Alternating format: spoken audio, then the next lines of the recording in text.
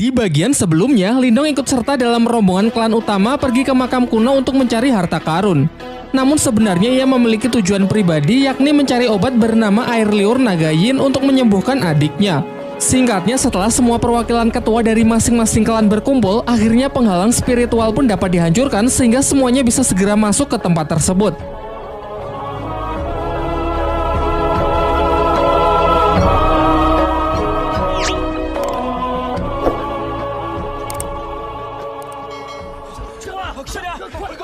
Sesampainya di dalam, di sana terdapat banyak jalur yang bisa dilalui.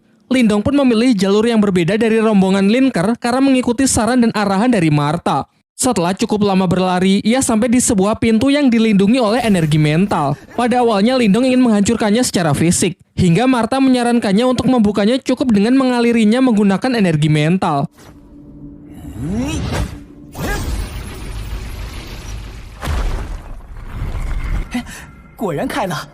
Setelah pintu terbuka, Lindong sangat terkejut melihat di dalam sana terdapat sebuah kolam yang dipenuhi oleh pil spiritual yang bernilai sangat mahal. Tanpa membuang waktu, ia pun segera mengeluarkan kantong ajaibnya untuk mengambil semua pil tersebut karena jika nanti dijual, ia pasti bisa mendapatkan banyak cuan. Sementara itu, Martha juga berhasil menemukan ruangan yang dipenuhi oleh roh iblis yang telah tersegel dan ia pun segera melahapnya satu persatu guna dapat memulihkan kekuatannya. Si Oyen pun juga tak mau ketinggalan sehingga mereka pun terlihat saling berebutan. Di saat asik-asiknya panen mutiara roh iblis, tiba-tiba dari balik pintu terdengar suara beberapa orang dari klan Wang yang ingin menerobos masuk. Martha yang masih belum puas dan ingin memakan roh iblis lebih banyak lagi, menyuruh Lindong menahan pintu tersebut menggunakan energi mentalnya untuk beberapa saat. Sampai ketika ia sudah cukup kenyang, Martha membuka pintu di belakangnya dan mengajak Lindong untuk segera pergi. Di tempat lain, Linker dan rombongannya berhasil masuk ke aula makam kuno di mana terdapat banyak senjata spiritual kuno yang tersegel di atas sana. Namun ia terlambat karena Wang Pan beserta rekan-rekannya sudah lebih dulu sampai dan kini sedang berusaha keras menghancurkan segel tersebut. Karena segala upayanya sia-sia, akhirnya mereka pun sepakat untuk bekerja sama demi menghancurkan segel itu dan membagi senjata kuno di dalamnya setelah segelnya berhasil dihancurkan. Tetapi di dalam hati mereka masing-masing tetap memiliki niat licik untuk memonopoli semua senjata tersebut karena kedua klan ini dari awal memang sudah tidak saling percaya. Tak lama setelah itu Lindong juga datang menyusul dan segera membantu klannya. Diperdengarkan dari dalam dirinya, Martha menyarankan agar Lindong mengambil senjata tombak di sebelah kiri. Lindong pun menurutinya karena percaya Martha memiliki mata yang sangat tajam terkait kekuatan spiritual. Singkat cerita, segel itu pun hancur dan senjata-senjata kuno di dalamnya melesat tak beraturan. Semua orang pun berpencar untuk menangkap senjata yang diinginkan. Sementara Lindong mengikuti instruksi dari Martha untuk bergegas mengambil tombak yang ia pilih.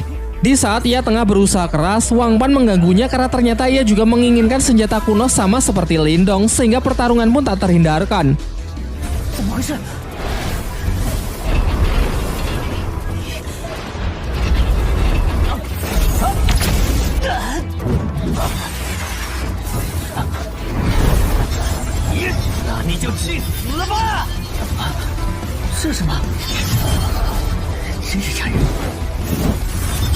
Akan tetapi Lindong lebih diuntungkan karena Martha yang berada di pihaknya turut membantu mengatasi serangan putaran roda emas yang dilancarkan oleh Wang Pan. Sampai akhirnya Lindong pun berhasil menangkap senjata kuno tersebut dan langsung meneteskan darahnya ke batang tombak agar tombak itu bisa mendapatkan tuannya.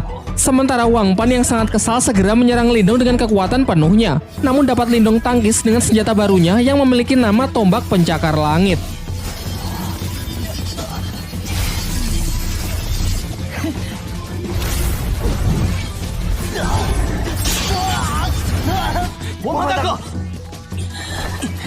Setelah kerusuhan itu, sebenarnya Wang Pan ingin melanjutkan pertarungan mereka atas nama klan masing-masing.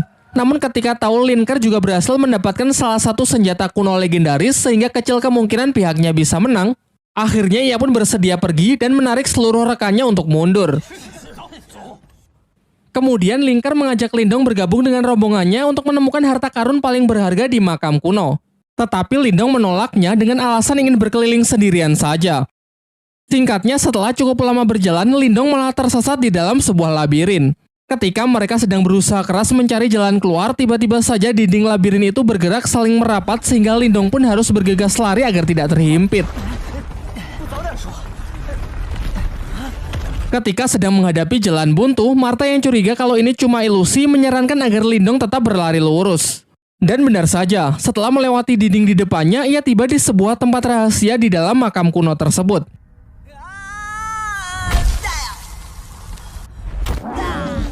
Di sana mereka melihat sebuah patung spiritual namun dalam kondisi yang tidak aktif dan tubuh yang terpecah-pecah.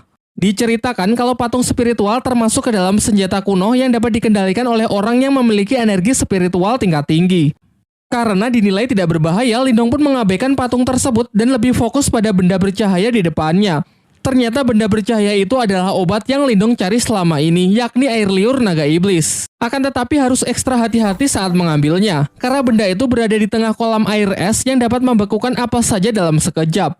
Untuk itulah Martha menyuruh Lindong untuk mengambilnya dengan teknik kekuatan mentalnya saja. Tetapi saat sedang mencoba berkonsentrasi, secara mengejutkan patung spiritual tadi aktif dan langsung menyerang Lindong. Berbagai macam serangan pun Lindong lepaskan, termasuk menggunakan tombak pencakar langit, namun tak ada satupun yang bisa menembus kulit baja dari patung tersebut.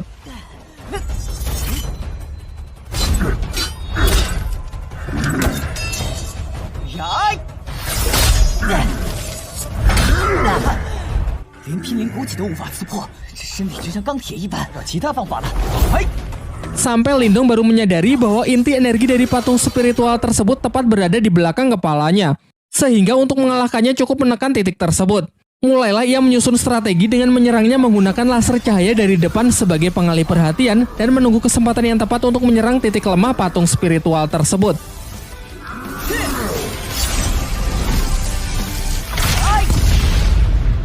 Setelah berhasil melumpuhkan si patung spiritual, Lindong kembali berkonsentrasi dan berhasil mendapatkan air liur iblis naga yang bisa ia gunakan untuk mengobati Ching Tan. Saat akan pergi karena sudah berhasil mendapatkan apa yang ia cari, tiba-tiba patung spiritual yang jauh lebih kuat jatuh tepat di belakangnya.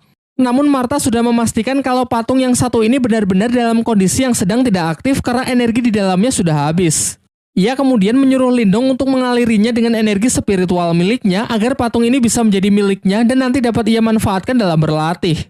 Merasa misinya telah terselesaikan, Lindong pun ingin segera pergi keluar dari makam kuno namun malah tersesat di hamparan lava panas akibat mengikuti arahan dari Martha yang sok-sokan tahu jalan. Karena sudah terlanjur sampai sejauh ini, mereka pun berniat pergi ke seberang lautan lava untuk melihat kuil dari si pemilik makam kuno. Ia kemudian menyuruh si Oyen untuk menunggunya di daratan karena menyeberangi tempat ini menurutnya akan sangat berbahaya. Dan benar saja, di saat sedang menyusuri lautan lava, dari dalam lava muncul sesosok ular api raksasa yang langsung menyerang mereka.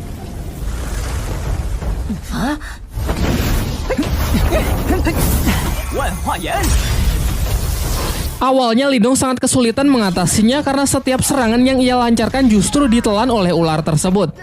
Untung saja setelah mengikuti bimbingan dari Martha, yaitu dengan mengaliri tombak pencakar langit menggunakan energi murni Lindong, membuat senjata kuno tersebut menjadi jauh lebih efektif untuk menghancurkan ular api di hadapannya.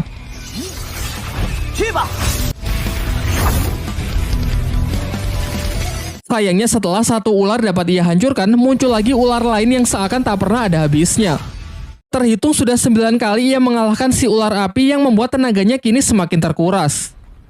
Sampai akhirnya di ular api yang ke-10, Lindong mulai berpikir bahwa kemungkinan lautan lava ini hanyalah sebuah ilusi sama seperti labirin sebelumnya. Ia pun kemudian memberanikan diri untuk terjun ke dalam lava meskipun sangat beresiko karena jika dugaannya salah dan lava ini benar-benar nyata, maka tubuhnya akan langsung hancur tak bersisa. Pertaruhan nyawa itu pun akhirnya dimenangkan oleh Lindong karena lautan lava ini ternyata benar-benar hanya ilusi untuk merahasiakan keberadaan kuil si pemilik makam kuno di bawah sana. Ketika ia menengok ke atas, terlihat Ling Langtian beserta 2 ketua klan lainnya masih terjebak di dalam ilusi lautan lava dan berhadapan dengan ular api raksasa. Singkat cerita, Lindong bersama Martha masuk ke dalam kuil tersebut dan menemukan benda paling berharga di makam kuno, yaitu jantung nirwana. Ketika sedang mengagumi aura hebat yang terpancar dari dalam benda tersebut, Qingsu datang dan mengungkapkan kalau ia sangat terkesan dengan kemampuan Lindong yang bisa menemukan tempat ini lebih cepat dari yang lain. Di sini Lindong sadar akan kemampuannya yang tak akan punya kesempatan untuk bisa menang melawan si gadis teratai tersebut, sehingga ia lebih memilih mengalah membiarkan Qingsu mengambil jantung nirwananya. Lagi pula sedari awal Lindong memang hanya mengincar air liur iblis naga saja untuk mengobati adiknya. Diperlihatkan dengan kekuatan energi spiritualnya, Qingsu berusaha menghancurkan pelindung dari jantung nirwana sehingga terjadilah benturan hebat yang sanggup menggetarkan tempat tersebut. Sesaat setelah berhasil melabur jantung nirwana, Qingsu segera menyerapnya untuk memulai proses penyatuan ke dalam dirinya.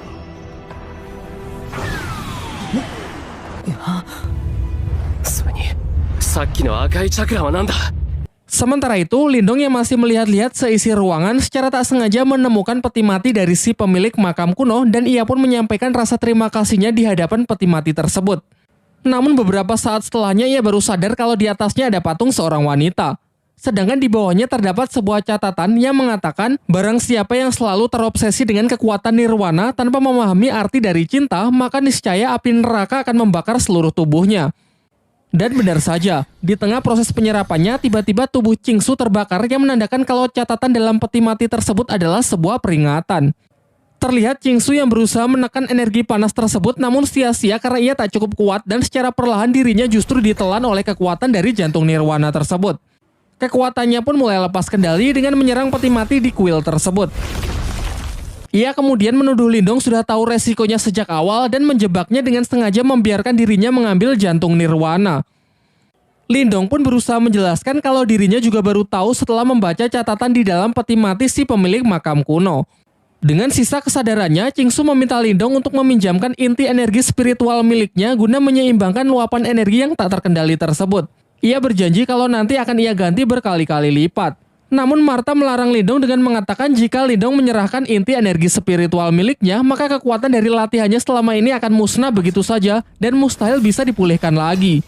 Takut akan hal itu, Lindong pun segera bergegas keluar kuil, namun Qingsu mencegahnya dan berniat mengambil inti energi Lindong secara paksa. Di tengah keributan mereka, tiba-tiba muncul sesosok pria misterius yang ternyata adalah sisa jiwa dari si pemilik makam kuno yang bangkit kembali setelah peti matinya dihancurkan.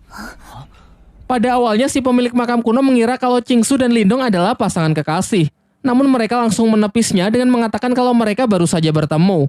Ternyata jawaban itu membuat si pemilik makam murka dan menekan Qingsu yang nampak ingin membunuh serta mengambil kembali jantung nirwananya. Dari sini diketahui kalau kekuatan jantung nirwana hanya bisa diserap oleh pasangan kekasih saja. Tanpa ikatan tersebut, siapa saja yang mencoba memilikinya pantas mati. Martha yang menyadari kalau orang di hadapannya sangat kuat segera menyuruh Lindong mengambil kesempatan ini untuk melarikan diri. Akan tetapi Lindong yang tak sampai hati meninggalkan Qingsu yang hendak dibunuh memutuskan untuk kembali dan memohon kepada si pemilik makam kuno agar nyawa gadis teratai tersebut diampuni. Melihat keberanian Lindong, amarah dari si pemilik makam pun mulai mencair dan beralih mengagumi Lindong yang rela berkorban demi gadis yang padahal baru saja ia kenal. Ternyata hal ini mengingatkan kepada dirinya di masa lalu yang melakukan hal yang sama kepada wanita yang belum lama ia temui. Singkat cerita, ia pun memutuskan untuk mengampuni Qingsu dan memberikan jantung nirwana kepada mereka berdua dengan mengikat mereka ke dalam ruang energi untuk memulai proses penyerapan. Di waktu yang bersamaan, Ling Langtian dan yang lainnya sangat terkejut karena lautan lava di hadapannya tiba-tiba berubah menjadi air biasa. Sehingga kini tak ada halangan lagi untuk mereka bisa menemukan dan memasuki kuil kuno dari makam tersebut.